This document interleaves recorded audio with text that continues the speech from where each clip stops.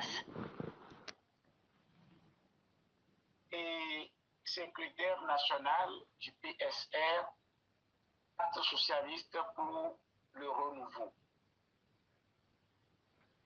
Et j'ai été donc invité ce soir pour échanger avec vous sur la question d'actualité actuellement dans notre pays qui se rapporte donc à la modification de la constitution togolaise. Je vais essayer donc de vous présenter la situation par rapport à cette initiative et ensuite probablement vous aurez vos observations et aussi des questions auxquelles j'essaierai d'apporter des éléments de réponse. D'abord, nous le savons tous,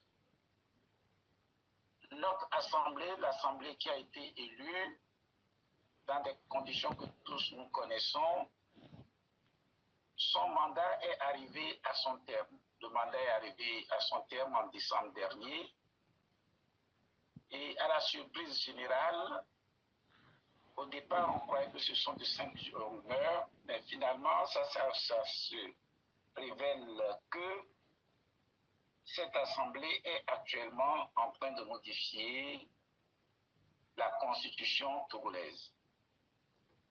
Et le problème qui se pose, c'est donc de savoir si, d'un point de vue juridique d'abord, cette assemblée peut légitimement, peut légalement modifier cette constitution. Donc, on va essayer d'abord de nous poser ces questions et ensuite vérifier relativement aux incidences possibles de cette modification s'il venait à faire ces modifications effectives. Relativement au pouvoir de l'Assemblée à modifier cette constitution, c'est l'article 52 de la Constitution qui nous permet de répondre à cette question. Vous m'excusez, en essayant d'allumer et d'éteindre, j'avais en deux temps fait partie de ce que j'aimerais vous lire clairement le texte, de sorte qu'il n'y ait pas d'ambiguïté possible, que je vous lise directement le texte. Et donc, ceux qui veulent modifier, ceux qui s'opposent à la modification,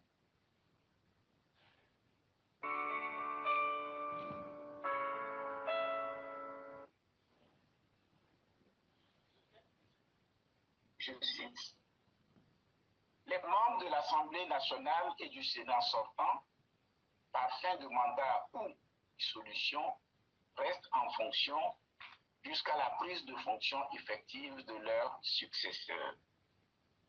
Clairement, le texte dit que le mandat peut finir lorsque le mandat finit, en attendant l'entrée en fonction de nouveaux députés. Les députés en exercice restent en fonction. Et la question est de savoir si, une fois le mandat terminé, s'ils sont en fonction, est-ce qu'ils peuvent procéder toujours à la modification de la Constitution? Vous voyez, pour un non-juriste, il est probable, il est possible, je pense que, puisqu'on dit qu'ils sont en fonction, eh bien, ils doivent pouvoir modifier la Constitution, c'est qu'ils ont l'intégralité de leur pouvoir. Une telle interprétation ne peut pas passer, pour plusieurs raisons. La première raison, c'est que en droit, il y a une règle, et probablement que certains d'entre vous ont déjà suivi ce débat entre un collègue et moi. Il existe en droit des règles d'interprétation. Et l'une des règles qui est une règle fondamentale, quand je dis bon, fondamentale, c'est-à-dire une règle importante, c'est au sens d'importance que j'utilise le mot fondamental, dispose que la loi cesse là où cesse sa raison d'être. C'est une règle d'interprétation. Et le système français qui inspire notre système juridique dans ce système, les règles d'interprétation ne sont pas incluses, ne sont pas contenues, si vous voulez, dans les lois. Mais ce sont des principes qui existent depuis toujours, très longtemps, et qui sont souvent exprimés en latin, et c'est avec le temps que cela a été traduit en français. Et donc, parmi les règles d'interprétation, je vais vous citer quelques-unes, mais en réalité, on va s'attarder sur la règle qui essentiellement nous concerne ici. Parmi les règles d'interprétation, on peut vous dire par exemple que l'exception est d'interprétation stricte. Il n'y a pas lieu de distinguer là où la loi ne distingue pas. On va dire la règle spéciale déroge à la règle générale. La règle générale ne déroge pas à la règle spéciale, et ainsi de suite. Il arrive parfois que ces règles entrent en contradiction. Par exemple, il n'y a pas lieu de distinguer la loi, là où la loi ne distingue pas, et la cesse, là où cesse raison d'être, peuvent entrer en conflit. Et on nous dit, quand cette loi entre en conflit, la règle qui l'emporte, c'est que la loi cesse là où cesse sa raison d'être. Je veux m'attarder sur ce principe, la loi cesse là où cesse sa raison d'être. Vous savez que toute loi, quelle qu'elle soit, a une raison d'être. Quand on vous donne une loi avec différents articles, si l'un des articles n'a pas sa raison d'être, il faut le supprimer. Si l'un des articles n'a pas sa raison d'être, il faut le supprimer. Et donc, pour comprendre le sens de la loi, pour comprendre la portée jusqu'où va la loi, il est indispensable toujours de se demander quelle est la raison d'être de cette loi. Et quand vous prenez l'article 52, quelqu'un vous donne un mandat, le mandat prend fin. Pourquoi est-ce que vous seriez encore en fonction, normalement? La logique voudrait que vous ne seriez pas en fonction. Et donc, le juriste doit s'interroger pourquoi ils doivent être encore en fonction alors que le mandat, c'est un pouvoir qu'on donne à quelqu'un. Ce pouvoir fini, on dit vous êtes en fonction. Vous êtes en fonction pour répondre aux situations d'urgence. Parce qu'il est possible, effectivement, que le mandat finisse et que le pays soit dans une situation d'urgence où il faut rapidement voter une loi. Ou encore le mandat finit et malheureusement, le Togo est dans une situation de crise, peut-être une guerre. Et on n'est pas en mesure d'organiser une autre élection. Dans ces conditions, on garde ce Parlement dont le mandat est terminé pour éviter de bloquer l'État. On le garde à disposition pour répondre aux situations d'urgence. Pour que vous puissiez mieux également évaluer la pertinence de cette idée, c'est que le mandat, vous connaissez le mandat qu'on appelle procuration, qui n'est pas du droit public. Par exemple, vous donnez mandat à une personne d'agir en votre nom. En principe, lorsque celui qui donne le mandat meurt, le mandat prend fin, normalement. Mais en droit civil, on dit le mandataire doit répondre quand même, il continue de gérer la situation lorsqu'il y a péril en la demeure.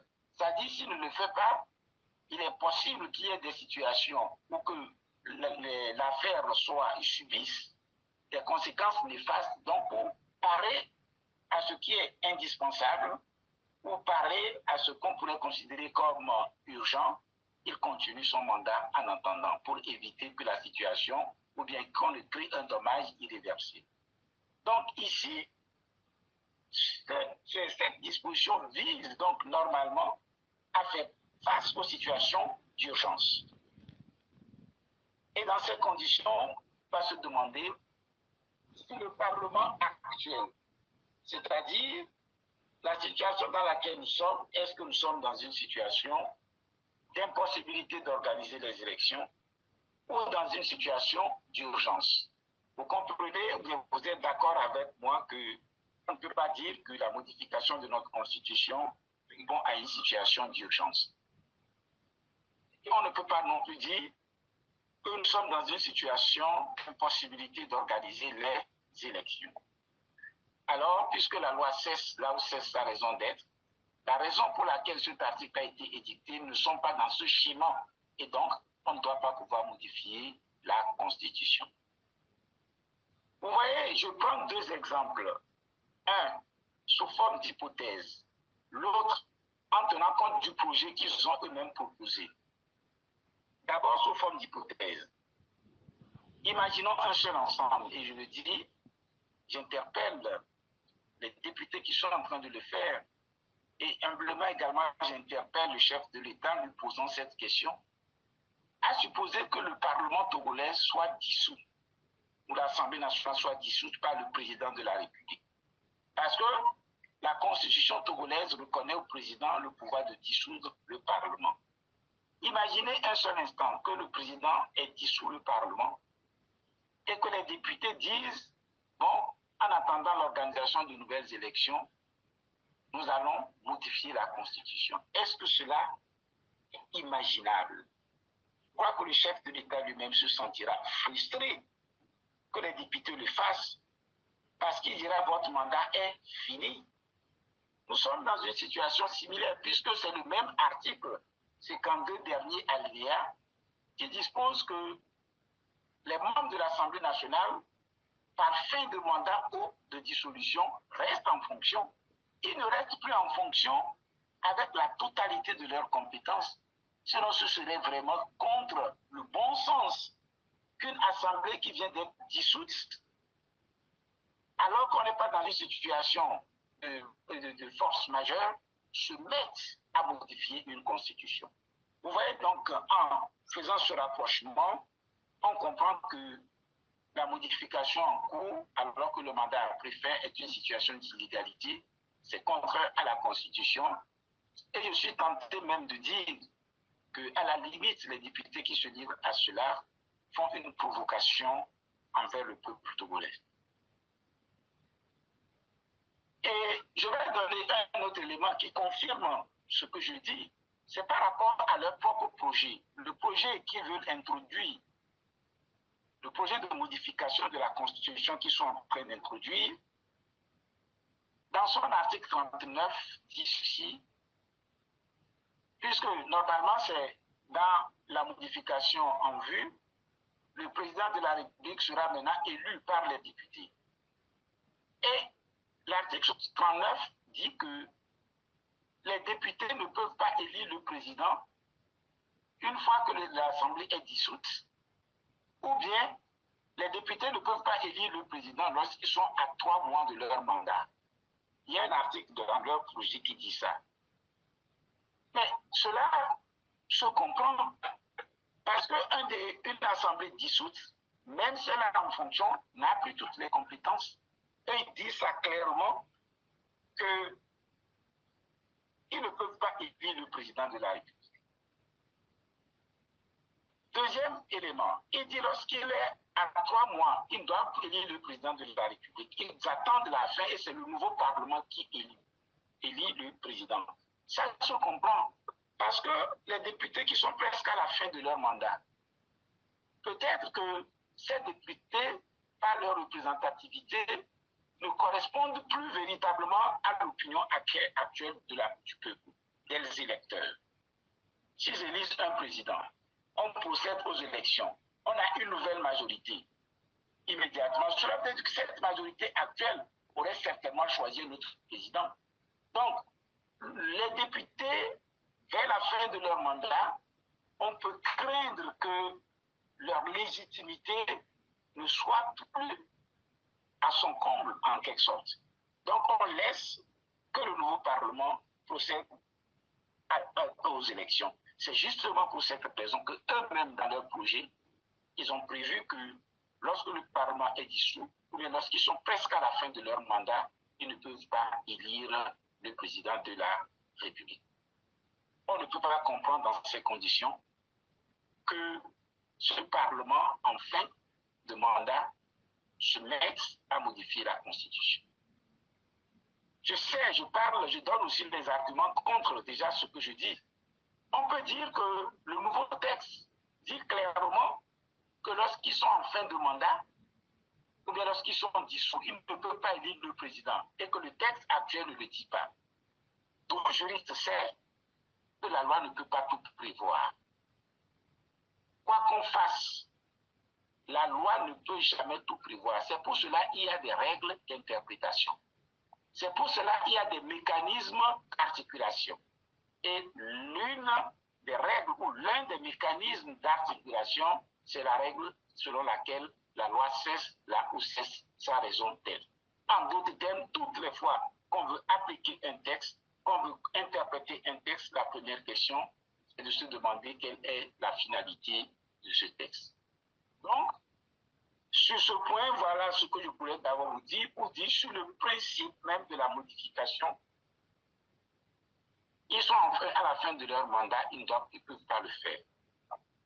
Deuxième élément qui m'amène à dire qu'ils ne peuvent pas non plus le faire, deuxième élément, c'est l'article 59, Code togolais, l'article 59 plutôt, la Constitution togolaise, article 59, alinéa 1, alinéa 2.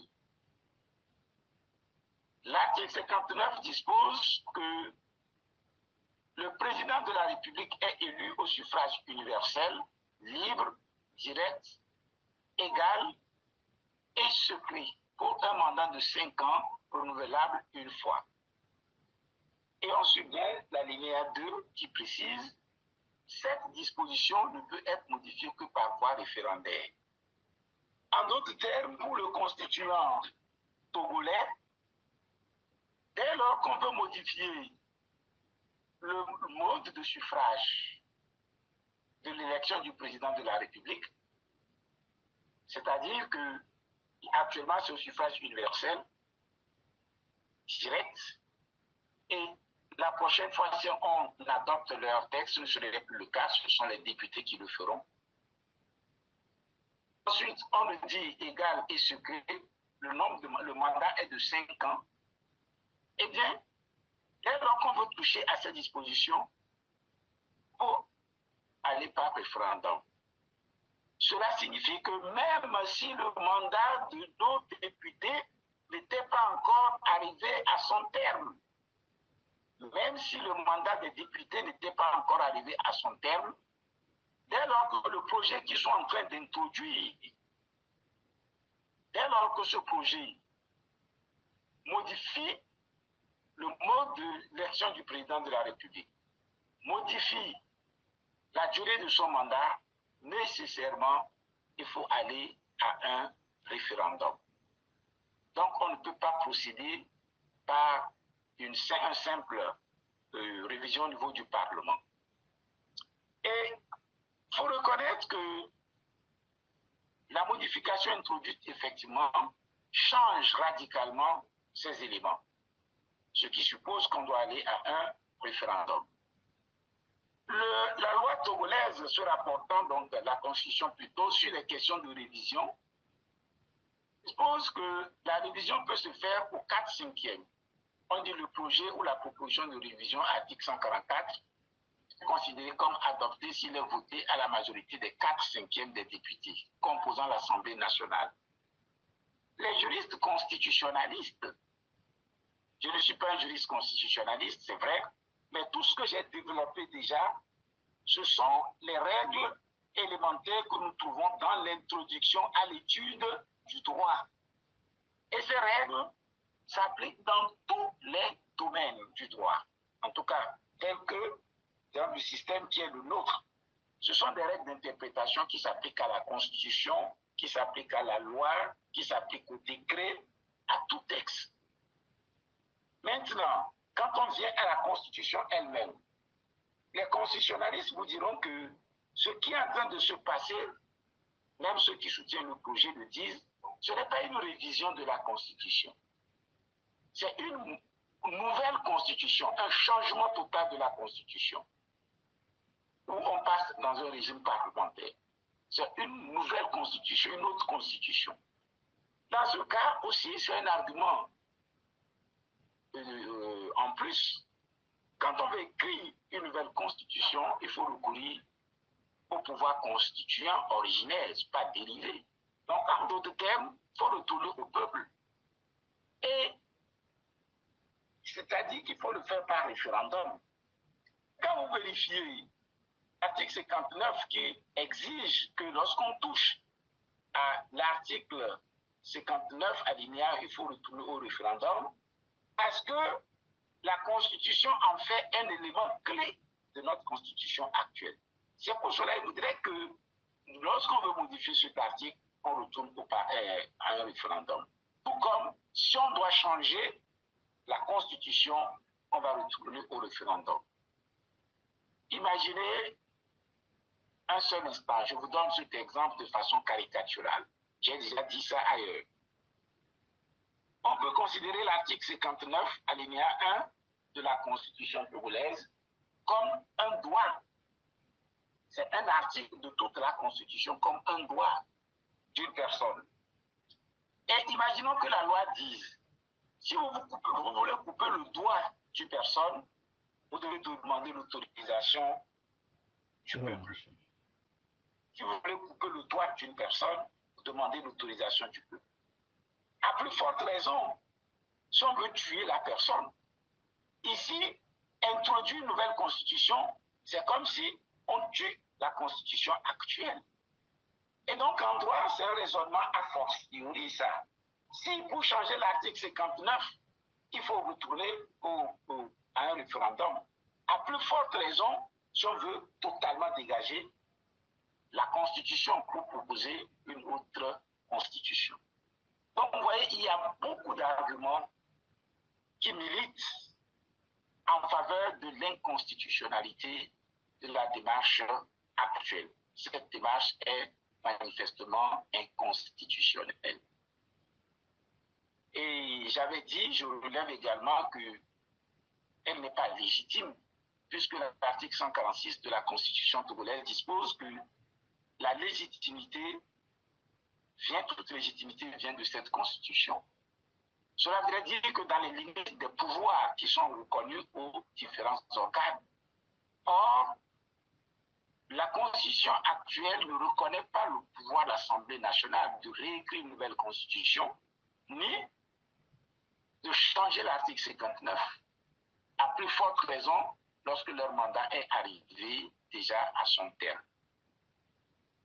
Et donc, c'est ce que je peux vous dire par rapport à la procédure en cours, pour vous dire que cette procédure est totalement inopportune et contraire aussi à la Constitution. Maintenant, s'agissant du projet en cours, nous ne l'avons pas beaucoup étudié, mais il y a déjà des éléments, certains articles, qui nous amènent à nous inquiéter sur ce qu'ils sont en train de nous suggérer. S'inquiéter.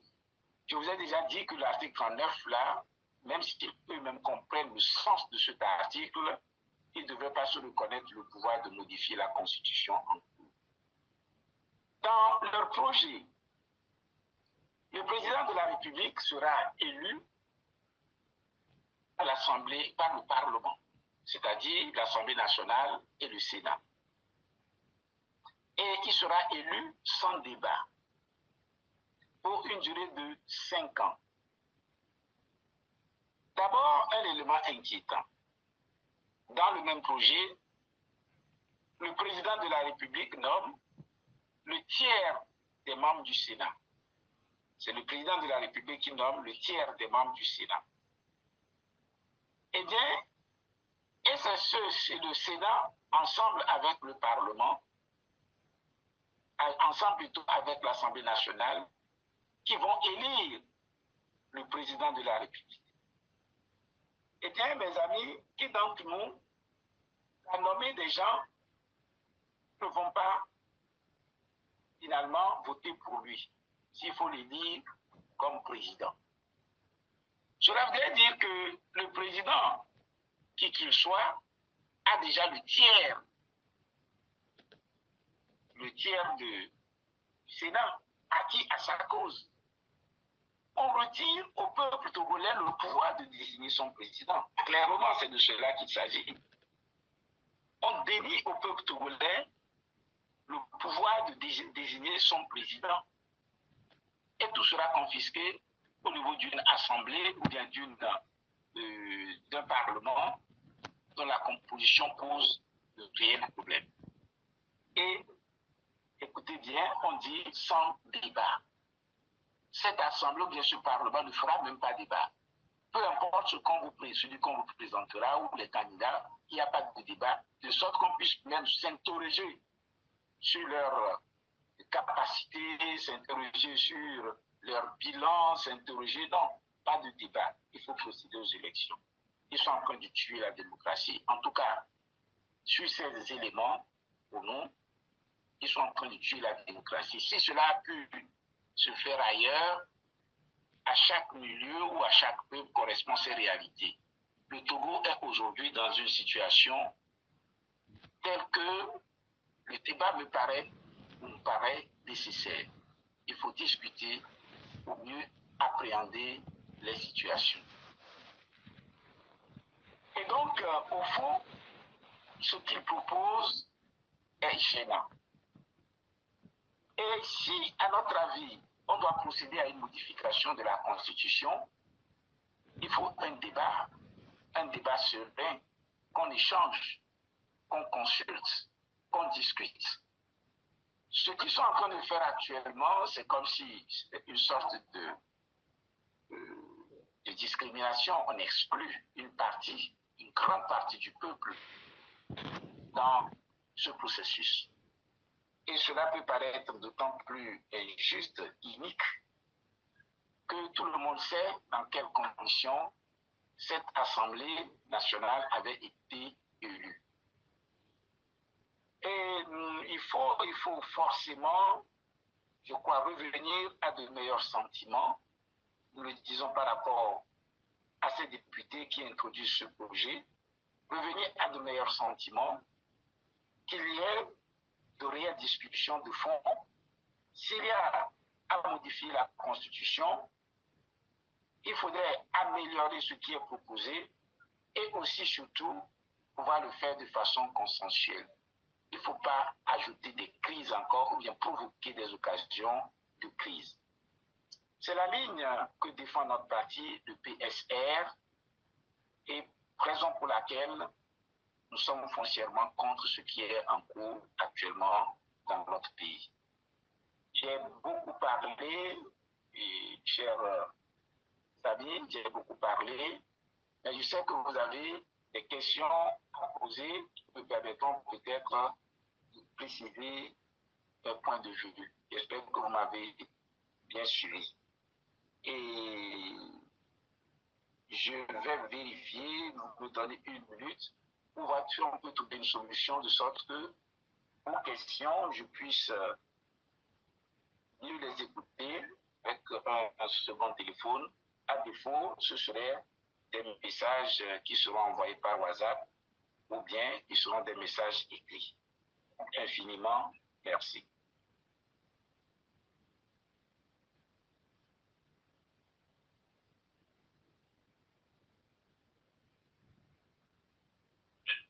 Merci beaucoup, professeur. Et je demande aux panélistes de nous envoyer les questions ici directement ou bien directement à Salomon. Bon, et s'il vous plaît, vous m'entendez? Oui. Voilà, j'ai un deuxième téléphone ici qui me permet au moins d'entendre les questions. Quand je vais désactiver l'autre, d'accord. Je vais arrêter totalement l'ordinateur alors.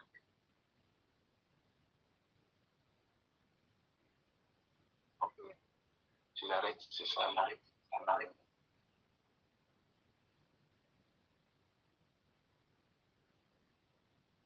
C'est ça, tu l'arrêtes.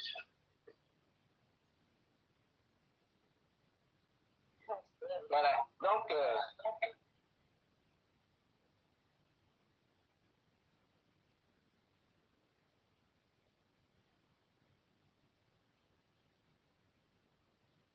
allô? Oui, Salomon, tu lui as envoyé les questions. Non, mais non, il nous entend actuellement, donc... Oui, j'ai pris un autre téléphone, je crois que je vous entends maintenant, j'ai quitté... Ah, ok, là, c'est bien. L'ordinateur, et j'espère que vous m'entendez aussi. Donc, on va ouvrir une liste, une première liste de 3 personnes qui vous pouvez poser vos questions, puis le professeur va répondre. Non, même s'il ne va pas, c'est pas grave. Voilà, ce n'est plus important. Je t'ai envoyé 2 questions. Tu peux transmettre ça directement au professeur et Salmon. Ok. Mais normalement, il y a un chat ici. Oh. On peut aussi écrire. Oui. Aussi, je ne sais pas si le professeur il peut voir, il y a une partie, c'est écrit chat là. Non, j'ai changé maintenant de truc, je vous entends totalement. Si vous pouvez, Okay. vous pouvez poser directement les Donc, questions. posez directement les questions alors. Voilà, c'est mieux. Je vous entends maintenant totalement. Maman, tu me Ok, merci professeur. J'ai 2 questions ici. La première, existe-t-il une méthode, existe-t-il une méthode pour analyser et interpréter les tests juridiques? Professeur. D'accord. Effectivement, il existe des méthodes pour interpréter les textes. Il y a, on peut dire, la méthode exégétique. On va parler dans cette truc technique, mais je veux plutôt m'attacher à ce que nous appelons en droit les adages, ce qu'on appelle adages et maximes d'interprétation. Vous voyez, c'est une réalité, j'ai eu déjà le dire, la loi ne peut pas tout prévoir. Et il arrive aussi que les circonstances dans lesquelles la loi a été faite changent.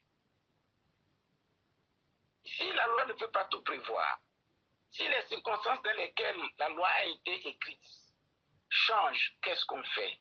Il existe des clés qui permettent en réalité d'interpréter les textes. Vous voyez, vous n'êtes pas des juristes. Il y a 3 ans, je le disais, j'ai fait une publication dans une revue béninoise.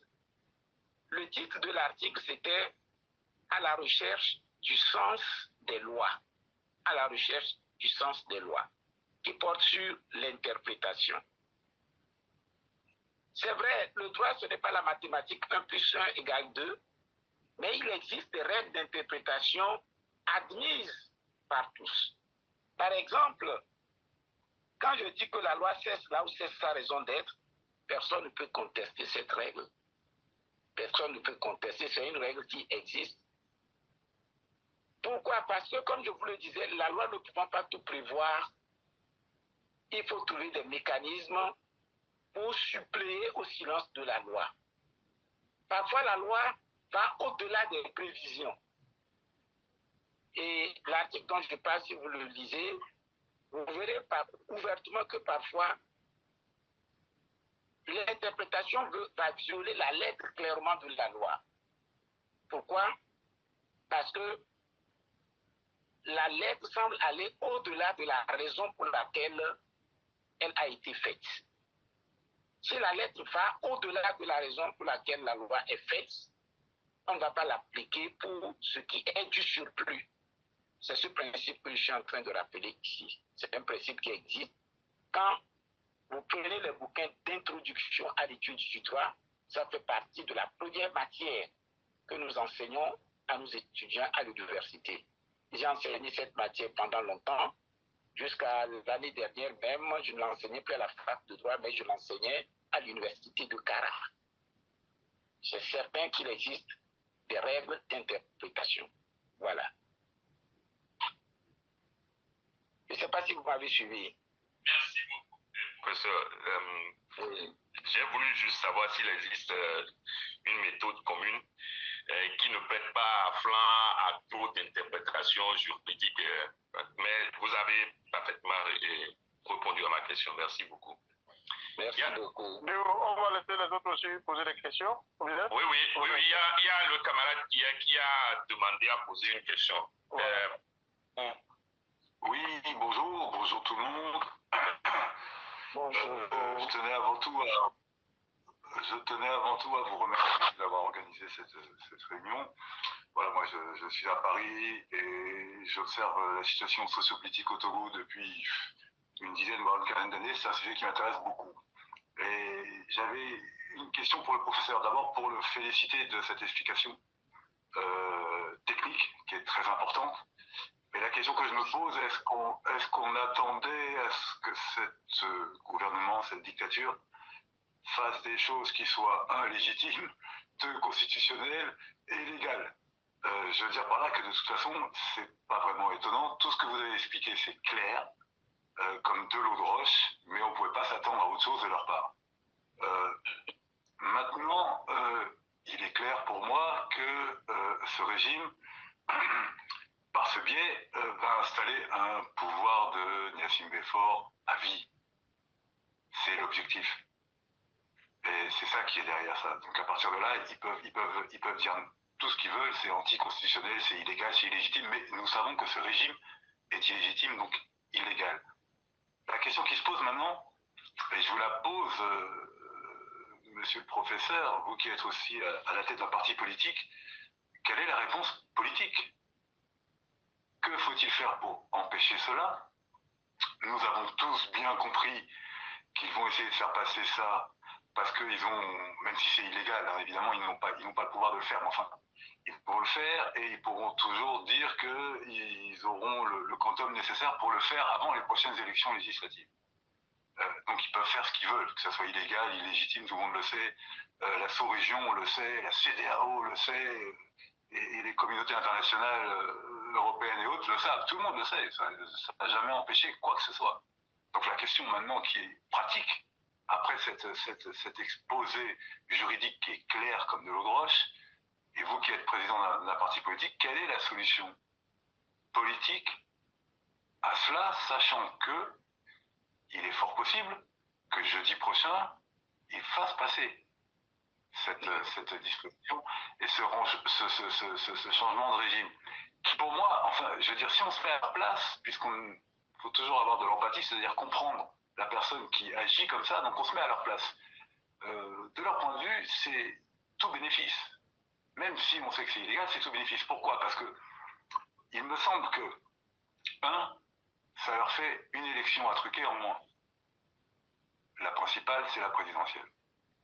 Deux, ils auront besoin, sans débat, de 51% des voix pour élire systématiquement le président du Conseil, n'est-ce pas, qui a le pouvoir exécutif dans ce régime-là, tous les 6 ans, sans débat. Donc, connaissant leur propension à truquer les élections, il suffit de leur truquer les élections législatives une fois tous les 6 ans pour avoir le Premier ministre, autrement dit le président du Conseil, élu tous les 6 ans. Maintenant, je pense qu'il y a un point sur lequel il faut insister, c'est que je ne suis pas sûr que dans ce nouveau régime, le président de la République soit Faure Gnassingbé. Je suis même sûr de l'inverse. Pourquoi? Parce que moi, je ne vis pas en Allemagne, il y a des compatriotes ici que je connais qui vivent en Allemagne. Moi, je connais le nom du chancelier allemand, qui a tous les pouvoirs. Je suis incapable de vous donner le nom du président. Donc je pense que ce qu'il faut imaginer, c'est qu'il puisse mettre un président fantoche, complètement fantoche, élu par l'Assemblée aussi, allez, 2 mandats, les compteurs à zéro, tout ça, de toute façon, on s'en fout, ils mettront tout le temps les compteurs à zéro. Donc ça leur évite quoi? Un problème avec les 2 mandats. S'ils font ça, eh ben, tous les 2 mandats, ils changeront de président. Et Faure Gnassingbé ne sera pas Premier ministre avec le pouvoir exécutif. Ils vont le nommer président du Conseil, pour qu'il y ait quand même président dedans. Et tout ça peut être fait dès jeudi prochain. Donc d'après vous, monsieur le professeur, qui est un président de parti, quelle est la solution politique? Quels sont les moyens à disposition des politiques et des organisations comment dirais-je, de la société civile pour pouvoir agir, sachant qu'il faut le faire vite? Ne faut-il pas, pour mobiliser les gens, trouver un argument simple et fort, qui serait par exemple celui-ci? Depuis longtemps, je vois les différents moments électoraux, et je m'aperçois, et j'en suis assez fier pour le peuple togolais, le peuple togolais peut en être fier, c'est que malgré les trucages systématiques des résultats, eh bien les gens se mobilisent quand même pour les élections. Autrement dit, il y a un attachement particulier de la population togolaise à élire directement leurs représentants, même s'ils savent que c'est jamais celui qu'ils ont choisi qui prend le pouvoir. Néanmoins, ils sont attachés à cette élection présidentielle, au suffrage universel direct. N'est-ce pas là l'argument essentiel à faire passer auprès des populations, à savoir, en 2025, et dorénavant plus jamais, vous ne choisirez votre président de la République. Voilà, c'était une question que je voulais poser à monsieur le professeur, dont je salue la clarté dans un domaine qui n'est pas souvent. Je vous remercie beaucoup. Merci beaucoup, infiniment merci pour vos propos très aimables, mais aussi votre analyse de la situation, analyse à laquelle j'adhère. Et je dirais j'adhère même entièrement. Parce qu'il est probable, le scénario envisagé, c'est une possibilité vraiment qu'il le fasse. Et maintenant, relativement aux solutions politiques, je vais prendre une première position que l'on pourrait considérer comme une position naïve, que j'essaie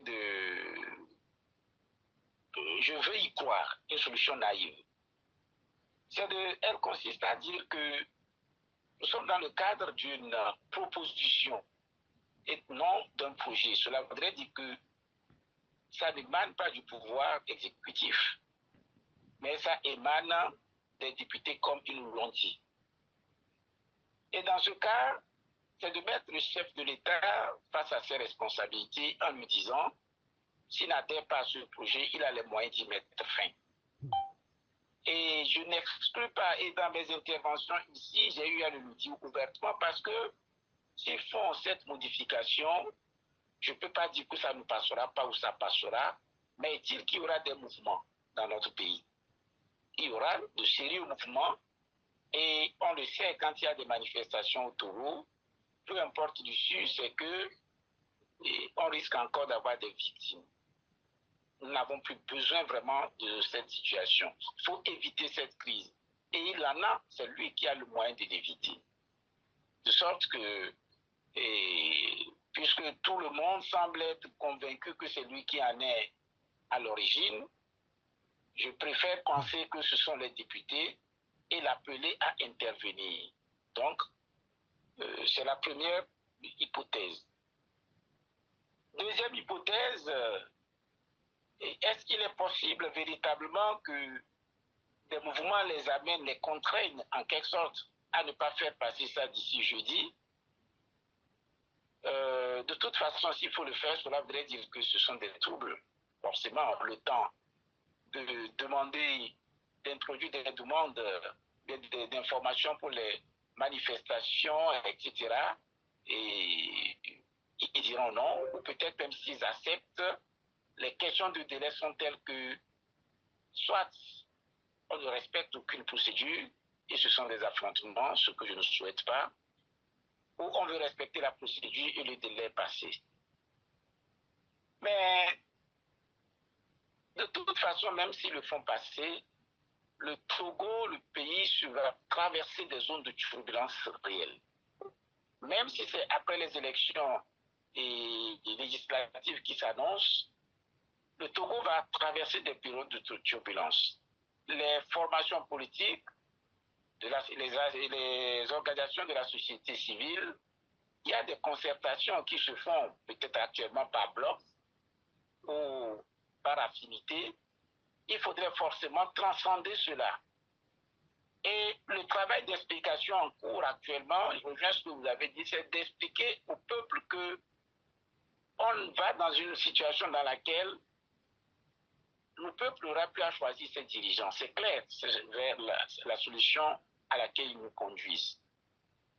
Et cela suffit effectivement à pouvoir mobiliser la population.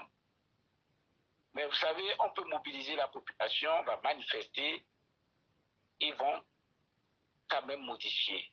Mais c'est une lutte de longue haleine, à mon sens. Et j'espère toujours, j'ose y croire, qu'ils n'iront pas jusqu'au bout de leur logique, de sorte à éviter au Togo une situation chaotique. Et je le crains, honnêtement, je crains vraiment qu'on en arrive à des situations difficiles. Voilà, voilà, je ne suis pas sûr de vous avoir donné vraiment entièrement satisfaction. Mes appréhensions sont là. Oui. Ah, je ne sais pas. Je ne vous entends plus, je ne sais pas. Vous m'entendez? Oui, oui, oui. D'accord. On vous entend très bien. D'accord. Mais si je peux réagir juste 2 secondes, je me dis donc que après autant d'expérience politique au Togo, vous avez encore espoir qu'ils n'aillent pas au bout de ce qu'ils ont envie de faire, alors que toute l'histoire prouve le contraire. Et vous semblez dire que, en voulant éviter tous les troubles, que finalement ça pourrait changer sans pression populaire? Non, je n'ai pas dit ça. Forcément, ce que je suis en train de dire, c'est qu'en amont, lui peut le faire. Mais s'il ne le fait pas, forcément, il y aura cette pression populaire. Elle commence déjà. Mais je dis, est-ce que on peut manifester au point que la semaine prochaine, il ne le fasse pas? Et c'est ce que je dis, on pourrait le faire, mais forcément, ce serait des troubles. Je dis que ce n'est pas souhaitable. Mais même si ce n'est pas, je dis, s'il parvient à le faire, forcément, il y aura une résistance. Mais la meilleure solution serait qu'il intervienne ou qu'il ne le fasse pas. Et j'ai dit qu'on peut penser que c'est naïf, mais il est préférable de d'interpeller le président de la République et de l'appeler lui-même personnellement à y mettre fin si ce n'est pas lui qui l'initie. Et c'est pour cela que je dis que la solution peut être considérée comme, ou que la proposition peut être considérée comme une preuve de naïveté. C'est que je vois les limites de ce que je dis, mais je ne voudrais pas l'exclure totalement. Voilà, je ne veux pas l'exclure totalement. Et on peut penser que c'est naïf, mais si on l'accuse, on dit que c'est lui qui a l'initiative, qui est à l'origine de ce truc, et ça m'étonnerait qu'il puisse intervenir. Il laissera, ou bien il va continuer, ou il laissera faire. Et je préfère vraiment penser à l'autre initiative et disons l'autre alternative en estimant que, bon, il peut intervenir pour y mettre fin. Et aussi, l'autre solution, il faut qu'on y travaille cette semaine. C'est que, actuellement, je crois qu'il leur faut autour de 74 députés, mais ils en ont 77. Mais il suffit que 5 députés des rangs du régime, en leur âme et conscience, disent nous ne votons pas. Et c'est possible. Il faut qu'il y ait un sursaut, je vais dire, d'amour pour la patrie. Un sursaut qui amène certains députés à dire c'est dangereux la voie dans laquelle nous nous engageons. Si une dizaine d'entre eux le font, pourquoi pas? Ça fera capoter ce projet. Donc, il faut espérer qu'ils ne pourront pas aller jusqu'au bout, soit parce qu'il y aurait eu quelques défections, ou soit parce que le chef de l'État finalement aurait dit non. Et voilà. Je crois que c'est une probabilité faible, mais il faut toujours y croire. Ok, merci, professeur. On va passer à une autre question. Quand je vois Rustin lever la main, vous pourrez revenir un peu plus tard, M. Pierre, si vous avez d'autres questions. Merci beaucoup. Oui, Rustin, Ganda. Ah oui, merci beaucoup, professeur. Je vous ai écouté avec attention. Merci beaucoup pour l'éclairage. Ça m'a beaucoup élucidé. J'ai posé une question. Dans un pouvoir comme ça, tel que nous avons au Togo, viole la loi fondamentale sans avoir foi au Dieu, viole le peuple, fait ce qu'il veut, veut modifier une constitution pour ne pas dire, veut changer même la constitution sans demander personne. Manu militari. Alors là, moi je pense que le peuple devient alors souverain pour affronter ce pouvoir-là. Je pense même que le peuple, bon, c'est ce que je pense, que le peuple et les partis politiques doivent aussi outrepasser et je pense outrepasser la loi aussi et chercher par des voies et moyens pour s'imposer. Et en s'imposant, opposant, il va falloir aussi qu'il opte pour les moyens non conventionnels pour empêcher le système d'aller loin. Parce que si nous voulons rester regardés et continuer par organiser les élections, comme je vois les partis politiques le font, le pouvoir togolais, ils vont changer la constitution et instaurer le système qui veut l'instaurer. Mais si nous ne voulons pas, si nous n'agissons pas, en violant aussi, en optant pour un bras de fer plus solide, et aussi en optant pour, comment on appelle, pour des moyens non conventionnels, très musclés, contre ce pouvoir, je ne pense pas que le pouvoir va obtempérer. Donc, raison pour laquelle moi je dis que dans cette situation, c'est le peuple qui est souverain. Puisque l'État même, pour moi, l'État n'existe plus. Hein. L'État n'existe plus. Quand cet État-là viole la Constitution, donc l'État n'existe plus. C'est la dictature. Donc, le peuple, pour moi, est souverain et doit prendre les mesures possibles pour affronter ce pouvoir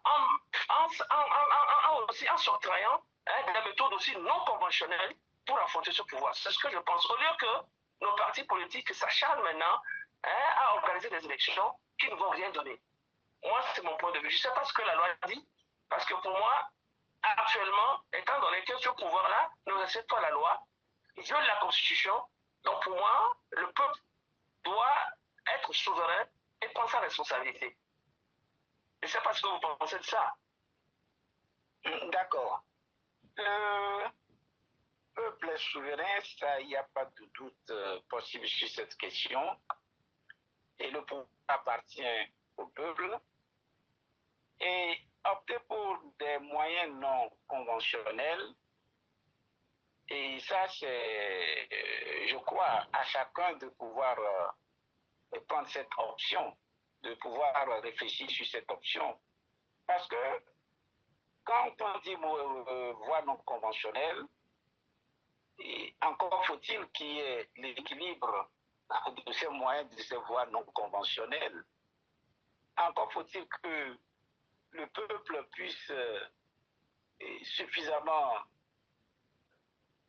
résister et de quels moyens. En tout cas, les voies auxquelles en tout cas que nous prenons sont des voies pacifiques. Je vous l'avais dit que je crains des lendemains difficiles pour notre pays parce que ce schéma forcément conduit à des pertes en vie humaine. C'est inévitable. Opter pour des moyens non conventionnels, ce serait des pertes en vie humaine, sans qu'on soit sûr qu'on aboutira même à un certain résultat. Imaginez par exemple la population dans la rue face aux armes, et nous avons connu cela déjà au Togo. On a eu des centaines de morts. Est-ce qu'il n'est pas préférable de tout faire pour éviter cela, tout en obtenant notre solution? Et s'agissant des formations politiques, et les moyens non conventionnels, normalement, ne font pas partie de nos moyens d'action. Les moyens non conventionnels ne font pas partie de nos moyens d'action.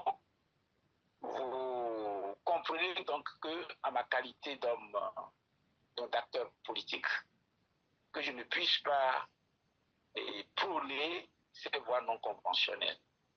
Donc, à ma qualité d'acteur politique, je ne peux pas le faire, mais je reconnais que la souveraineté appartient au peuple et qu'il faut trouver les moyens d'une résistance, peut-être qui va prendre le temps, qui va durer dans le temps, mais qui permettent quand même à terme de venir à bout donc de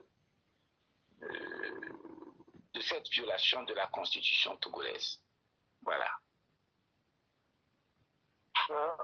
Et une fois encore, je vous le dis, je ne crois pas avoir des formules. Nous sommes dans une situation vraiment difficile. Avoir des solutions qui puissent vous satisfaire. Je ne fais que donner également des pistes de réflexion ou mes positions sur certaines de vos réactions. Merci. Alors, oui, merci. Il y a une question suivante. Bon, il y a M. Bamba, Saoudou, qui veut poser une question. À vous la parole. Monsieur Bamba.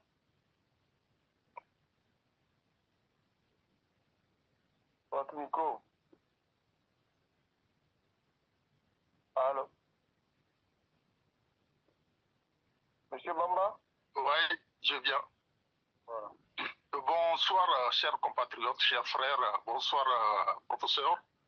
Bonsoir, M. Bamba. Vraiment, pour nous, c'est une possibilité, peut-être à la diaspora, de rentrer en contact avec le problème togolais directement avec un expert. Alors vraiment, moi, je suis très content pour ça. Mais toutefois, j'ai des préoccupations. Première préoccupation, mais sur que vous êtes au Togo, qu'est-ce qu'il faut faire pour expliquer au peuple togolais en des langues vernaculaires de ce problème pour que tout le peuple togolais soit au courant de ce qui se passe? Vous nous avez expliqué ça ici. Par exemple, je prends mon exemple. La première fois que je comprends vraiment ce problème, c'est, je pense, vous êtes intervenu sur une plateforme et ça m'a permis de discerner bien. Je suis sûr qu'au Togo, beaucoup de personnes ne savent même pas ce qui se passe. Bien, alors, ma préoccupation, c'est qu'est-ce qu'il faut faire pour expliquer au peuple togolais de l'enjeu de cette modification. Seconde préoccupation, nous qui sommes à la diaspora, je viendrai pour expliquer, voir ce que nous pouvons faire au niveau de la diaspora. Aujourd'hui, nous ne pouvons pas nier que la politique internationale intervient toujours dans nos politiques. Et est-ce qu'il y a des organisations de la société civile au Togo qui puissent prendre un tel problème en charge et faire un travail de lobbying et expliquer au niveau international l'enjeu au Togo, vraiment avec un dossier juridique? Je suis en train de penser, par exemple, comme c'est un problème parlementaire, je vois tout de suite, disons que Strasbourg, par exemple, c'est un exemple comme ça, hein, par exemple, parce qu'il y a des commissions au niveau de Strasbourg qui sont en charge de tels problèmes. Est-ce qu'il n'y a pas une organisation de la société civile au Togo qui puisse constituer un tel dossier et envoyer directement au niveau de Strasbourg? C'est légal. Bien. Maintenant, enfin, moi je vis en Allemagne. Je souhaiterais après peut-être rentrer en contact avec vous. Si on peut avoir un dossier juridique qui explique vraiment ce problème, nous allons faire tout pour le déposer au niveau du Parlement allemand. Voilà mes préoccupations. Professeur, je vous remercie. Je remercie tout le monde qui ont pris part à cette rencontre. Bonsoir à tout le monde. Merci, Bamba. Professeur, ça a été son micro. J'ai le mien, oui. Je vois qu'il a éteint le micro, le professeur. Je vous entends mal. Ok. Tu me reçois? Ça va bien maintenant? Oui, bon. Ça va, professeur. D'accord. Merci beaucoup. La première question, donc, bon, je disais, je remerciais le docteur pour son intervention et ses suggestions. Infiniment merci. Mais sur la première question, est-ce que les gens sont informés de ce qui se passe au Togo? Effectivement, disons que le travail a commencé et il y a déjà des interventions en langue vernaculaire. J'ai déjà suivi moi-même des interventions en éveil. Moi-même, je ne l'ai pas encore fait en langue vernaculaire, mais j'ai déjà suivi ça en éveil. J'ai suivi ça également en nana, au moins des vidéos qui circulaient, ou plutôt des audios en nana. C'était convenu qu'on devait le faire en différentes langues. le GMC a fait une conférence de presse la dernière fois. Je crois que à cette conférence de presse, on avait décidé cela. Malheureusement, moi, j'étais parti avant la fin de la conférence. Je crois probablement que c'est dans ce cadre aussi que le président Apévon a fait des audios déjà ou des vidéos en EP et qui circulent. Ce n'est pas tout, ça va se poursuivre. J'en ai déjà vu en Anna aussi. Il faut faire en Kati, en Kotokoli, en Akoso, etc. Donc, j'adhère totalement. Le travail a commencé pour expliquer l'enjeu. Maintenant, relativement aux organisations de la société civile qui pourraient porter de tels projets, je crois qu'il y en a vraiment. Et le professeur David, avec une somme au sein du GMC, lui n'est pas politique, mais il est vraiment de la société civile avec d'autres collègues de la société civile. Bon, et ils sont nombreux, on est ensemble au sein du GMC. Eux, c'est totalement la société civile, mais ils travaillent avec les formations politiques. Donc, ils peuvent porter de tels projets. Et sur le plan juridique, monter un dossier qui puisse parvenir à Strasbourg, je crois que techniquement, ça ne pose pas vraiment de problème. Donc, l'argumentation telle que nous venons de la présenter, on peut la construire, la mettre par écrit et préparer un dossier.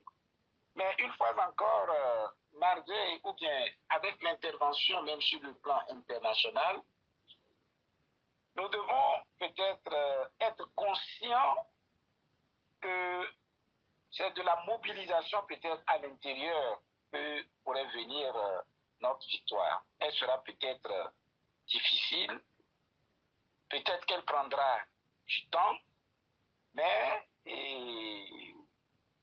même si nous aurons des appuis de l'étranger, et ces appuis qui sont indispensables, il est important que nous puissions expliquer davantage à la population, tel que vous l'avez déjà suggéré, et que le peuple soit suffisamment mobilisé. Je crois que de plus en plus, les gens sont convaincus de l'illégalité de ce qui se fait. Il faut davantage continuer à le faire dans nos langues. Et il a été dit aussi, je crois, l'un des intervenants, pas vous, et c'était de vérifier si finalement les prochaines élections serviront à quelque chose et qu'il ne faut pas se mobiliser. Si on ne fait pas attention, on risque de se concentrer sur ce schéma, et peut-être même dire nous n'allons même plus aux élections. Et quand nous dirons que nous n'allons pas aux élections, ils vont dégager une bonne majorité encore qui permettra de faire les choses non plus en fin de mandat, mais alors que le mandat sera en cours. Et la lutte pour empêcher la modification de la Constitution ne doit pas, à mon sens, nous faire oublier les élections qui sont en vue. Il faut peut-être se battre sur les deux fronts. Voilà. Et je crois que j'ai essayé d'apporter un certain nombre d'éléments par rapport à l'intervention du docteur. Merci beaucoup. Je ne suis pas docteur, hein, s'il vous plaît. Ah, d'accord, je croyais qu'il vous avait appelé docteur. Désolé. Non, je suis Bamba. Ah, monsieur Bamba, d'accord. Monsieur Bamba Mataou. Monsieur Bamba. Oui. Pardon. Kérim Nassoukou, tu avais levé. Ok, merci, monsieur Bamba. Monsieur Kérim, maintenant. Bon. Il y a Pierre qui lève encore la main. Monsieur Pierre. Excusez-moi, je ne voudrais pas monopoliser, mais bon, comme il n'y a pas d'autres questions, je voulais revenir sur la chose que vous venez de dire, monsieur le professeur, qui est très importante de mon point de vue.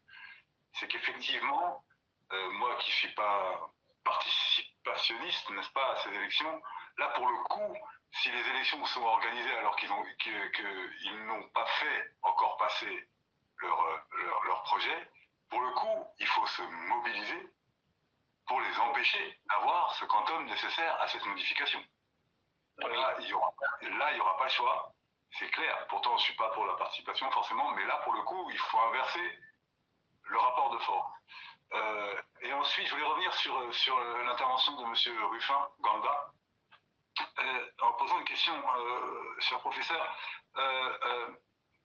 Que répondre à cette jeunesse qui est dans la diaspora et qui est aussi localement présente, qui en fait ne croit plus, peut-être à juste titre, au moindre processus démocratique pour renverser une dictature.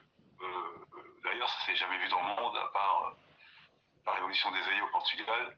Il n'y a pas vraiment d'exemple de dictature militaire qui, par magie, quitte le pouvoir avec des élections. Ça n'a jamais existé.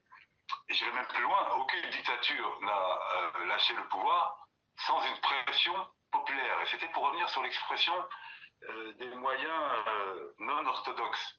Il y a une graduation dans ces moyens non orthodoxes. Moi, je suis profondément pacifique, mais pas pacifiste.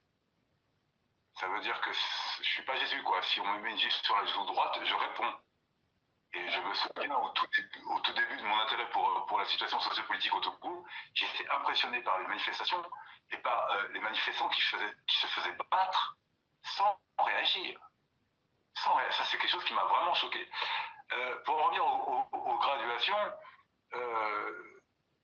je pense qu'une pression populaire, un mouvement populaire, mais avec l'idée d'aller jusqu'au bout, c'est-à-dire pas comme ça s'est passé les dernières fois, j'arrive pas à comprendre comment on mobilise 1 million de personnes dans les rues de Lomé et que le pouvoir soit encore en place. Ça, c'est quelque chose... et c'était pacifique. C'était pacifique. Alors, vous dites, effectivement, il y aura des morts. Bon, ouais, il y aura des morts. Ça, c'est certain. Mais il y en a eu combien déjà? Combien de morts et d'aïeux n'ont pas été honorés dans le sens où leur combat a été vain jusqu'à aujourd'hui? On peut dire que tant que le régime n'aura pas changé, tous ces morts qu'il y a déjà eu sont morts pour rien. Tous nos aïeux sont morts pour rien jusqu'à aujourd'hui. La seule manière qu'ils ne soient pas morts pour rien, c'est de mettre fin à ce régime. Alors, effectivement, il se peut qu'il y ait des morts, ça c'est clair. Maintenant, j'ai entendu une réflexion pendant une manifestation qui m'avait percuté, c'est soit on sort, mais on est mort, soit on ne sort pas, et de toute façon on est mort. Et non seulement on est mort aujourd'hui, mais on est mort demain. On est mort pour les enfants, ceux qui arrivent, donc pour des générations. Donc que répondez-vous à cette volonté de changer de braquet d'une certaine part de la population, et notamment les jeunes qui sont ouverts, qui avec Internet, malgré les problèmes, ne voient pas comment ce qui se passe à l'étranger, mais pas très loin, je veux dire au Ghana, au Bénin, enfin bon, qu'est-ce que vous pouvez leur répondre quand ils vous disent, bon bah maintenant il faut peut-être passer à un cran supérieur qui n'inclut pas forcément la violence, hein. Après la violence c'est un autre cran, et puis le coup d'état militaire c'est encore autre chose, hein. On n'en est pas là, on ne parle pas de ça. Mais une pression telle que celle qui a été déjà réalisée par le mouvement initié par Parti PA Tchadam, mais ce coup-ci, peut-être mieux organisé, en évitant un certain nombre d'erreurs politiques, et avec la volonté d'aboutir. Voilà, je voulais savoir qu'est-ce que vous répondez aux gens qui pensent comme ça. Merci. Merci beaucoup, monsieur Didier. Et vous l'avez dit, et je suis une fois encore d'accord avec vous, vous ne prenez pas la violence, entièrement d'accord. Mais les mouvements populaires, j'adhère entièrement. Vous voyez, nous, après les élections, je crois, de 2015, nous avons manifesté sur plusieurs mois et j'étais tout le temps dans ces manifestations. Et je m'indignais du fait qu'une partie de la population ne s'associait pas à ces manifestations. Parce que c'est un problème qui nous concerne tous. Donc, si nous nous mobilisons davantage et que ce n'est pas simplement dans la ville de Lomé, puisque très souvent, c'est à Lomé, il faut qu'on puisse le faire sur l'ensemble du territoire et que chacun se sente concerné de façon pacifique, mais massive. Cela pourrait conduire les dirigeants à mieux réfléchir sur la situation. Donc ces pressions sont indispensables. Ce à quoi je m'oppose un peu par rapport aux jeunes qui ne croient plus au processus démocratique, c'est de dire que nous n'irons plus voter. Vous voyez, si vous n'allez pas voter, les partisans du régime, eux, iront voter. On dira que oui, de toute façon, ça ne change rien. Mais en ce moment, ils seront élus. Et même sans fraude, avec 25% de participation, sans fraude, ils seront élus. Parce que ce sont les partisans du régime qui iraient voter dans ce cas. Et ils se sentiraient légitimes. Si nous allons voter en grand nombre, même s'ils veulent, à supposer qu'il y ait eu des fraudes, mais les auteurs des fraudes sont conscients qu'ils ont fraudé. Ils sauront en ce moment qu'ils sont illégitimes. Et c'est pour cela que, tout en étant favorable à la pression populaire, je n'exclus pas vraiment que nous puissions nous mobiliser pour aller voter. L'un n'exclut pas l'autre. L'un n'exclut pas l'autre. Et surtout étant une formation politique, on ne peut que souhaiter que les citoyens se mobilisent pour aller aux élections.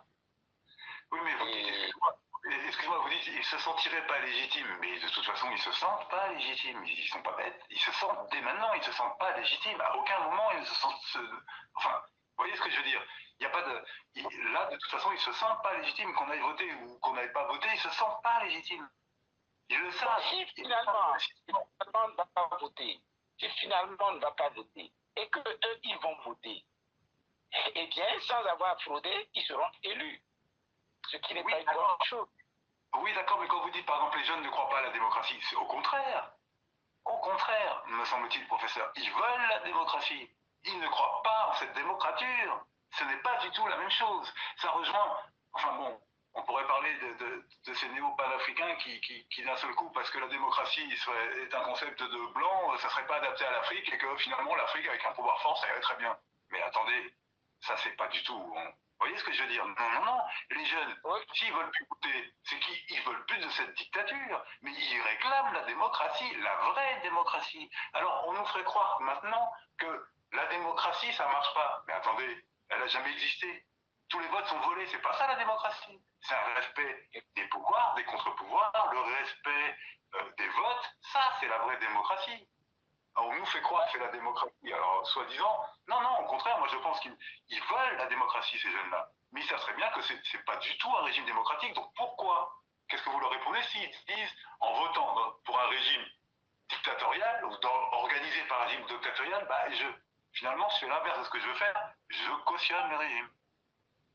Oui, dans ces conditions, il faut trouver une autre alternative qui permette de ne pas passer par les élections et de changer le régime.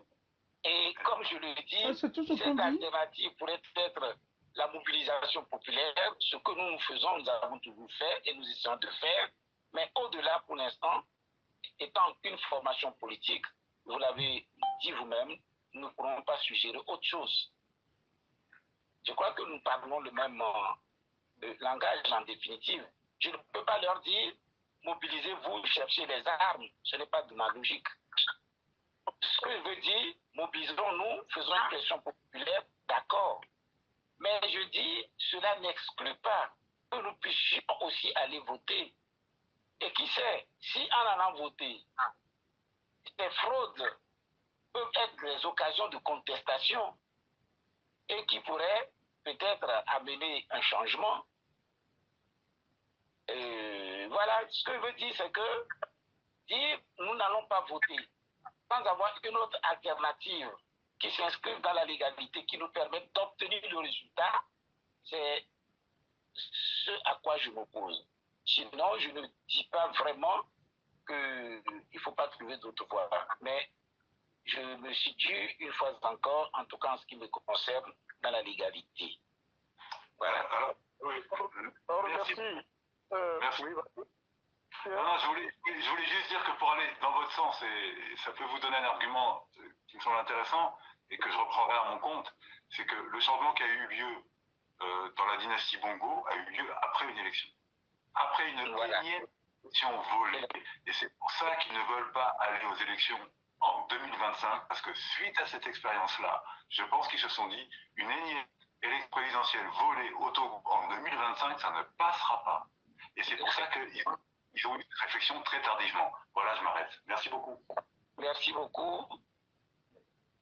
Bon, je pense que le professeur a dit l'essentiel. Nous l'avons tous compris. C'est un homme politique et il ne peut pas dire autre chose. Et c'est pourquoi il laisse une alternative ouverte. Ceux qui peuvent offrir une autre alternative, voilà, il est partant. Voilà, on va passer à la question suivante. Rupin? Je remercie encore le professeur Renou. Je voudrais poser quelques questions. Mais pourquoi demander au peuple d'obtenir pour la légalité alors que le pouvoir est dans l'illégalité? J'ai suivi la dernière fois, c'est pas un débat sur la radio Nana, où ils ont ouvert une ligne où le peuple, enfin, les gens devaient se positionner, enfin, parler de la situation. On a donné la chance aux Togolais, aux compatriotes, de pouvoir discuter sur la situation actuelle, la problématique actuelle, la Constitution. Mais c'est la première fois que j'ai écouté des Togolais se défouler.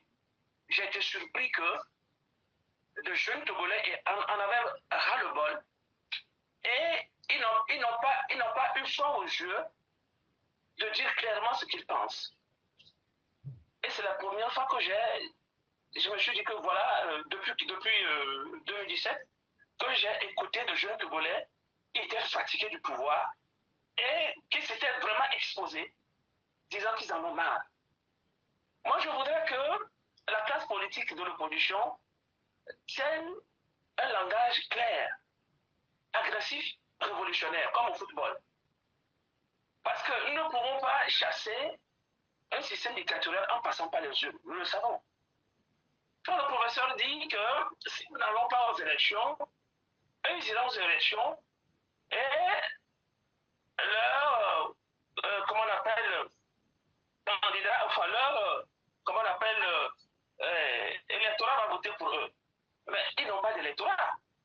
Si nous referons en 2020, mais c'est l'opposition qui a gagné à 70%. Donc ça veut dire par là que si on ne va pas aux élections, on doit trouver une alternative. C'est de créer la force de force. Puisque nous savons qu'on ne peut jamais chasser un dictateur par les urnes.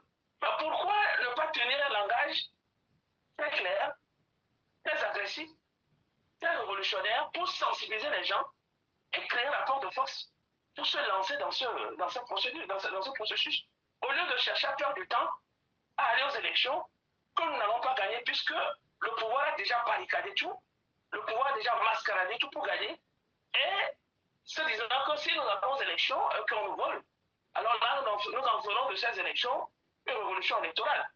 Alors que le système n'attend pas.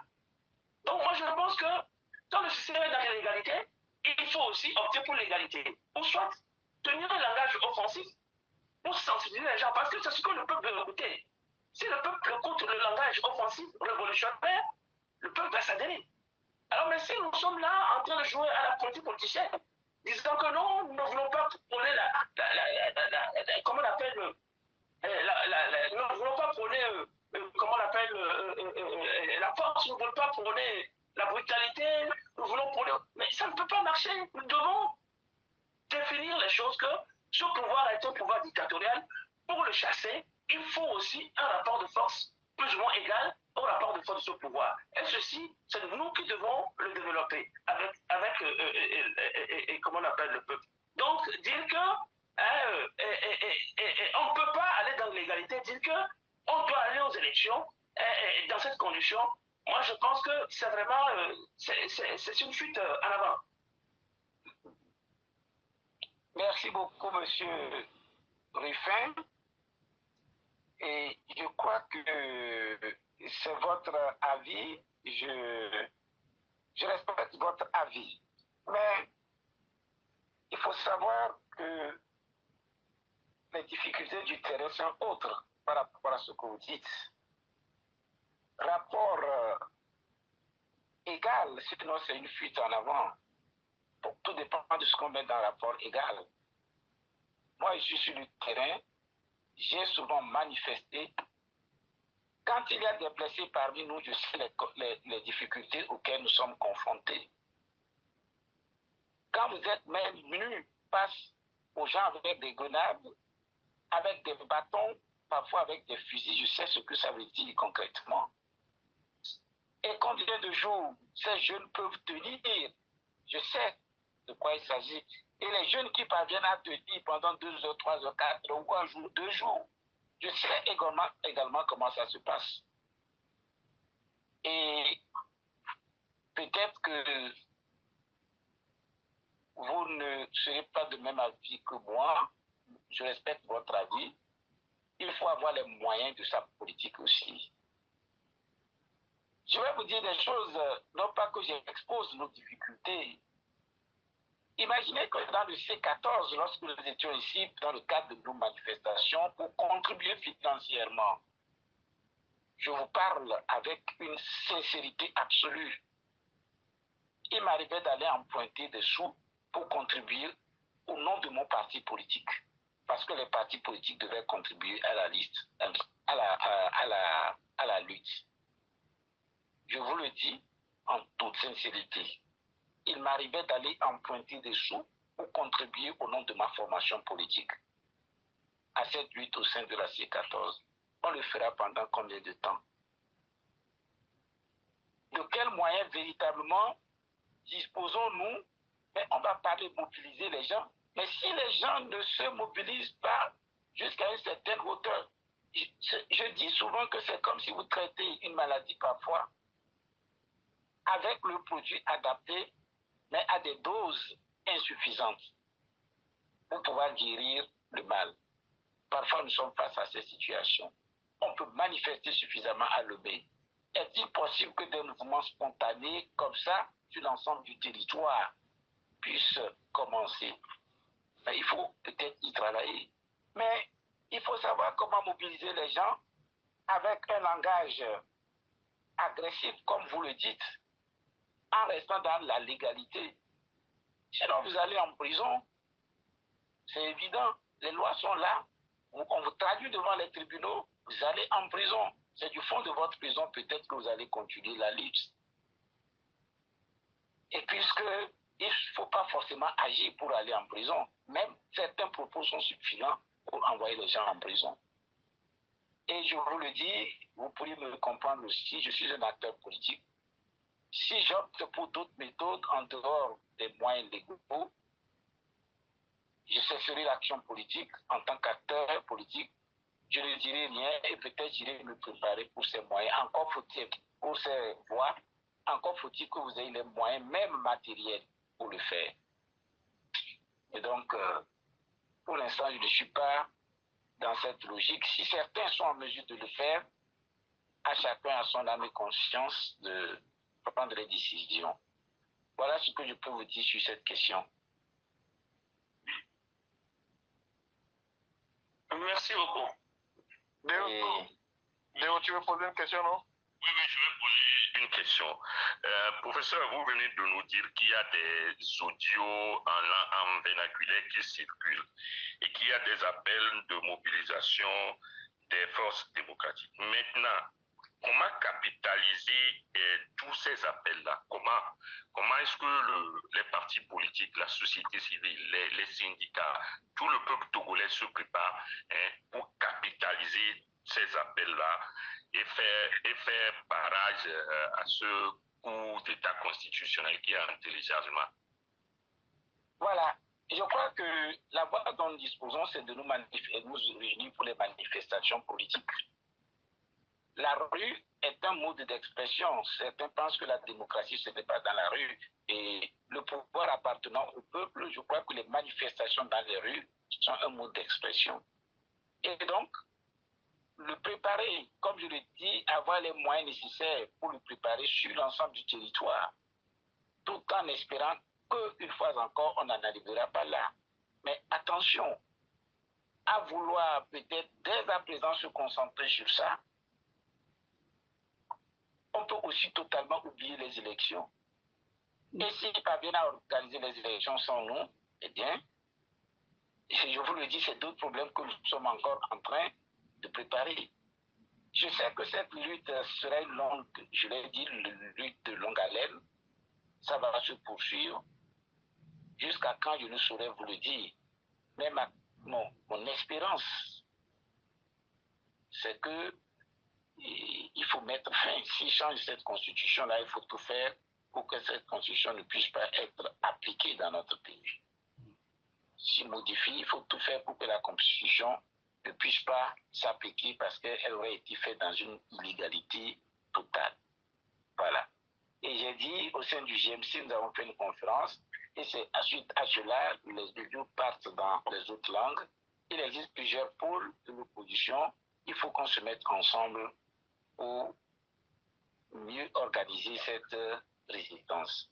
Hier, ou il y a 2 jours, un journaliste me demandait est-ce que cette question de modification de la Constitution n'est pas finalement un os qu'on nous jette pour nous détourner peut-être d'un autre objectif? Et je vais vous dire que, honnêtement, au début, quand ils ont commencé, c'est ce à quoi j'ai pensé. Parce que pour moi, cette démarche de modification me paraissait totalement inopportune. Je me suis demandé pourquoi ils ne l'ont pas fait alors qu'ils étaient en cours de mandat, au point que je me suis dit, est-ce qu'ils ne sont pas vraiment en train de nous détourner d'un objectif? Le doute est permis.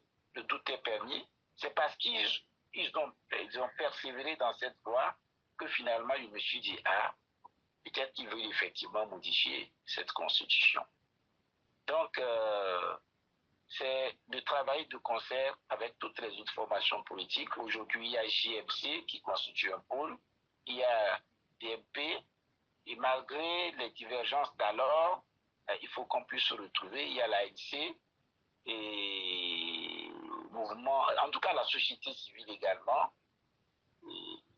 On doit se mettre ensemble pour préparer donc les manifestations, mais tout en n'oubliant pas les élections qui sont en vue.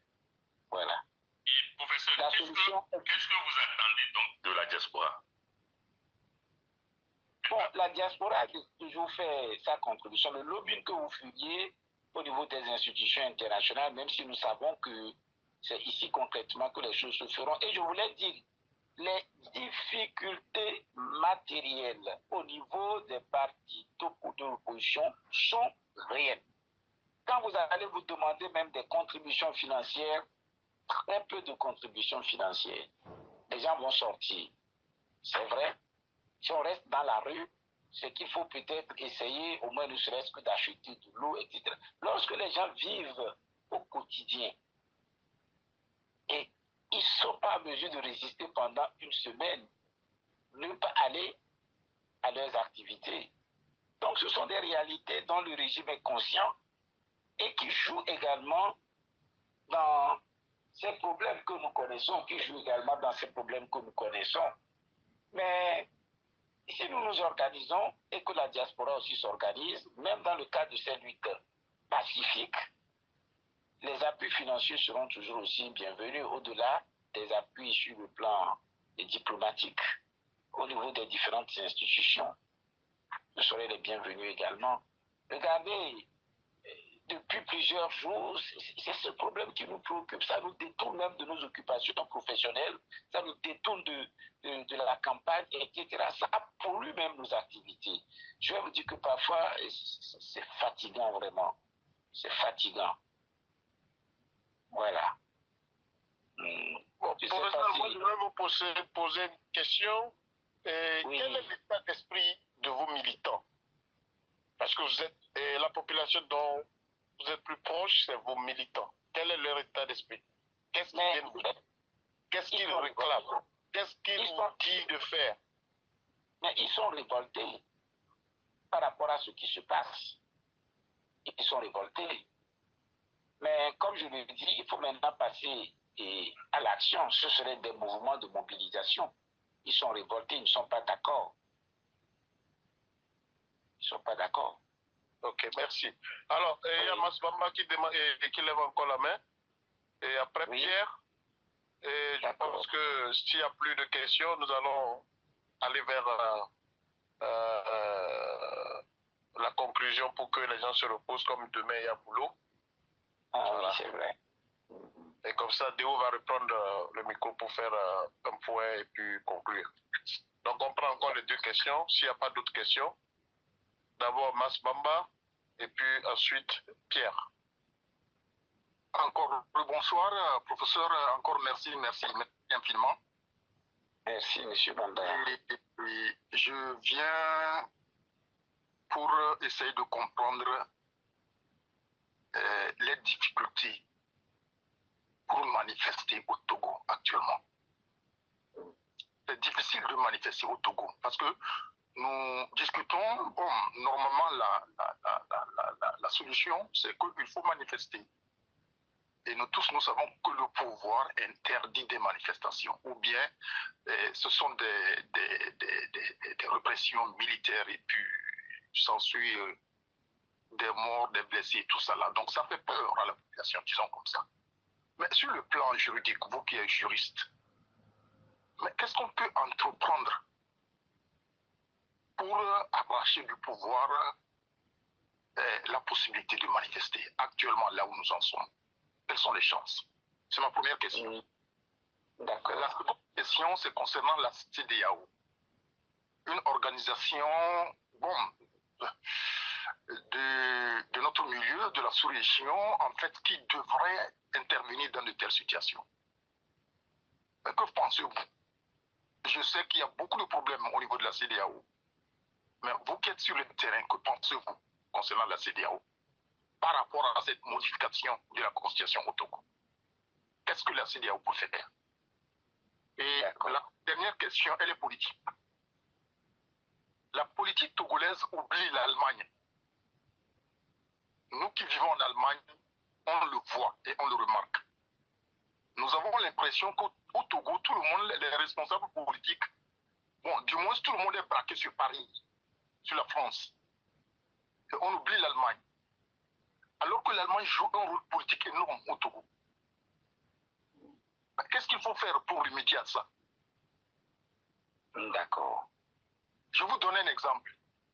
Oui. Je suis sûr, je vous dis, je suis vraiment sûr que vous, là où vous êtes, si vous voulez tout faire pour intervenir au Parlement allemand et expliquer de telles situations, vous allez arriver. C'est ça. Et puis, ça va être tellement important que vous ne pouvez pas l'imaginer. Aux yeux des Allemands. Parce que les Allemands sont pragmatiques. Oui. Mais j'ai l'impression qu'au Togo, c'est comme l'Allemagne n'existe pas. Et nous remarquons que même l'Allemagne elle-même, parce qu'elle n'existe pas, elle est toujours obligée de passer par la France pour traiter les problèmes togolais. C'est dommage. Merci, professeur. Merci beaucoup, M. Bamba. Sur cette dernière question, d'abord, je vous dirais que nous sommes entièrement ouverts. Si, en passant par vous, on serait beaucoup plus en rapport avec les autorités allemandes pour mieux expliquer la situation, pour qu'ils s'impliquent mieux, autant qu'ils pourraient le faire, nous serions heureux. Donc peut-être après, avec Salomon, on peut entrer en contact et discuter avec vous pour voir les démarches qui sont possibles. Ensuite, relativement aux manifestations et sur le terrain politique, juridique plutôt, j'avoue que normalement, il existe une loi et lorsque dans sa mise en œuvre, il y a des problèmes, c'est qu'il faut saisir les juridictions, d'abord nationales. Saisir les juridictions d'abord nationales. Et si ces juridictions fonctionnaient normalement, et je crois peut-être qu'il faut essayer de les mettre à l'épreuve. Lorsque dans un pays tout va mal, je le dis habituellement, et que vous avez une justice qui tient debout, la solution, on la trouve vite, parce que c'est la justice qui peut mettre au pas les acteurs politiques. Pour autant que cette justice est indépendante, pour autant que cette justice regorge des personnes qui acceptent dire le droit en toute liberté et qui finalement n'ont pas peur ou qui eux-mêmes ne démissionnent pas devant le pouvoir politique. Je crois que ce devait être la solution. Mais aujourd'hui, est-ce que je peux dire à 100% sérieusement qu'on peut faire confiance à la justice togolaise sur ces questions? Je ne peux pas vous le dire avec certitude. Mais il faudrait peut-être les éprouver davantage. Quand vous introduisez, il faut que la réponse soit donnée à temps, que vous puissiez donc faire des recours à temps, que la justice donne sa décision à temps et que la justice ne s'interdise pas, le droit ne s'interdise pas de condamner le gouvernement, par exemple, de lui demander de lever l'option. Quand vous voyez les systèmes, je dis que relativement aux manifestations ailleurs, le gouvernement peut interdire, le juge veut dire que les raisons pour lesquelles le gouvernement interdit ne sont pas fondées. Il faut qu'on en arrive là du point de vue donc des juridictions internes. Mais s'agissant maintenant de la CEDEAO par rapport à ces modifications, et vous savez quel est l'impact vraiment de la CEDEAO sur ces questions? Je ne sais pas si avec les crises que connaissent nos pays, que connaît la CEDEAO, si les dirigeants de la CEDEAO vont se ressaisir. Sinon, par le passé, ce n'est pas vraiment ça. En 2018, je crois, je faisais une intervention, je craignais ce qui arrive aujourd'hui. Je crois même que c'était sur les réseaux, même peut-être sur Internet, où je disais qu'il y a un sérieux risque de divorce entre la CEDEAO des présidents et la CEDEAO des peuples. C'est en 2018, je faisais une interview quand je disais ça, un sérieux risque de divorce. Je crois qu'on est dans cette situation de divorce aujourd'hui. Mais si ce divorce peut conduire à une prise de conscience pour que la CEDEAO devienne encore, en tout cas, prenne conscience de la gravité de la situation pour fonctionner comme il se doit, tant mieux. Tant mieux. Parce que quand vous observez, par vous-même, vous le voyez, ces États qui sont sortis de la CEDEAO et où il y a eu des crises, c'est parce que certains pouvoirs, parfois élus légitimement, ont déçu sur le plan démocratique également. C'est ce qui a conduit certains aujourd'hui à faire l'apologie des coups d'État dans ces pays, alors qu'en réalité, et dans un système qui marche bien, on n'a pas besoin de recourir aux armes pour prendre le pouvoir. J'ai l'habitude de dire que si on prend un pays comme la France ou peut-être les États-Unis et l'Allemagne, si les gens décident de prendre les armes pour arriver au pouvoir, on va simplement considérer qu'ils sont malades, qu'il faut les soigner. En réalité, parce que le système est tel que c'est inimaginable de prendre les armes pour arriver au pouvoir. Mais quand on voit en Afrique ici, il y a des coups d'État, les gens applaudissent. C'est parce qu'on n'a pas respecté les principes démocratiques. Monsieur Pierre disait quelque chose qui est fondamental. Là également, on va dire que j'adhère beaucoup à ce qu'il a dit. C'est mon opinion. On dit que la démocratie n'a pas marché. Est-ce que nous avons vraiment respecté les règles démocratiques? Il faut pouvoir respecter les règles démocratiques. Avant de dire que la démocratie n'a pas marché dans notre pays, on rejette les règles et on dit que la démocratie n'a pas marché. Si nous mettons en place même un système parlementaire, même si nous retournons aux pratiques anciennes africaines, si on refuse de respecter les règles édictées, rien ne marchera. On peut opter pour tous les systèmes possibles. Dieu lui-même peut nous donner un système divin. Si nous ne respectons pas les règles, rien ne marchera. Ça, c'est, je crois, une certitude absolue. Et il faut qu'on apprenne à respecter les règles. Et donc, ceux qui dirigent doivent se soumettre à ces règles et pouvoir soumettre aussi les autres à ces règles. C'est ça, en réalité, l'état de droit. Il y a la qualité de la loi, c'est vrai, mais dès lors que nous refusons même de respecter ces lois, on ne peut jamais avancer. Donc, il n'y a pas de Et c'est l'origine aussi de nos mots, en quelque sorte. Et voilà, je crois avoir tenté de répondre aux préoccupations de M. Bamba. Je crois. Merci, docteur, pour ça. Je crois qu'il y a encore une intervention, vous m'avez dit. Oui, M. Tometi voudrait parler. On vous entend. Il y a Georges Tometi qui a levé la main. Monsieur Tometi, oui, vous avez la parole. Oui, monsieur le professeur Olou, nous savons que vous êtes président d'un parti politique et que vous ne pourriez pas nous imposer, dire devant la... Je n'entends pas jusque-là. Il parle, mais on ne l'entend pas. Donc, je pense... Tometi, ouvrez votre micro. Ouvrez votre micro. Peut-être qu'on lui écrit un message. Non, c'est bon. Bon, ok. Je pense que... Je comprends, monsieur, parfaitement, professeur Olou, puisqu'il prône à la non-violence. Mais nous sommes dans une dictature et qu'il va falloir, si les Sénégalais avaient dit qu'eux, ils n'allaient pas manifester comme la manière dont les gens sont sortis, il ne peut pas gagner jusqu'à ce que les Ousmane Sanko et tout allaient sortir de la prison. Donc, ce n'est pas la force qu'on peut avoir, c'est pas un rapport de force qu'on peut avoir la solution. Nous, à partir de la diaspora, il faut qu'on s'organise pour déclencher quelque chose et à partir de là, maintenant, les gens du pays aussi seront libérés. Et quand les gens du pays nous voient en train de manifester en force, eux, ils vont réagir. C'est ça ma solution. Sinon, tel que moi je connais RPT, tel que je connais nos sécurocrates, si on croise les bras, on dit qu'on ne prône pas pour la non-violence, l'histoire là va continuer jusqu'au... Ce qu'il veut, ce que le RPT veut, va le faire. Il va le faire. Donc, il faut qu'il y ait un rapport de force. C'est ça mon objectif. Bon. Ok. Je crois qu'il y a déjà eu des interventions dans ce sens.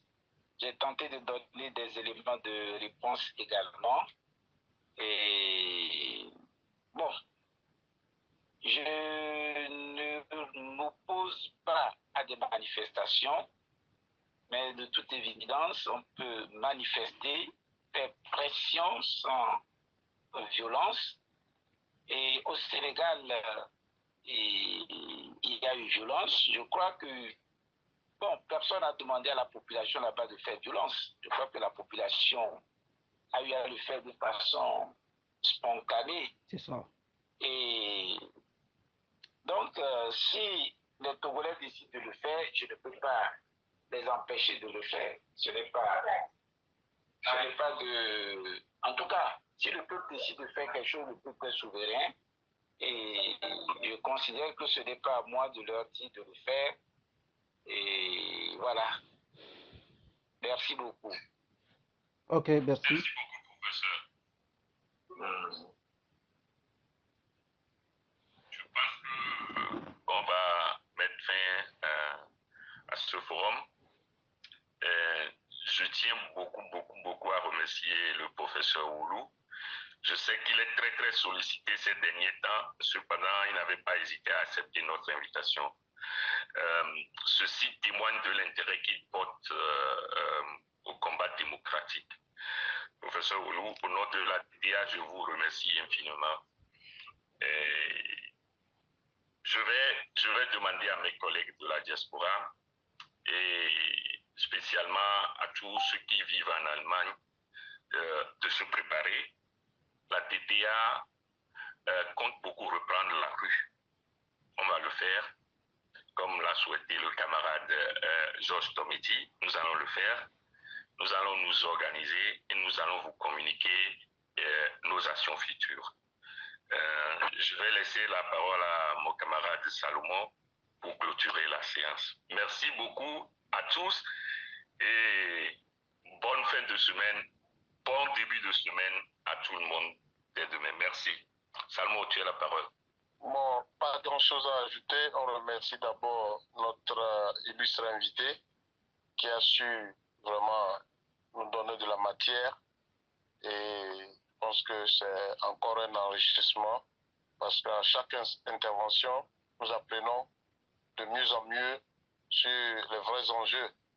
Donc, quant aux camarades qui ont accepté de passer le temps, c'est encore la preuve que nous sommes tous préoccupés par notre situation et c'est un devoir.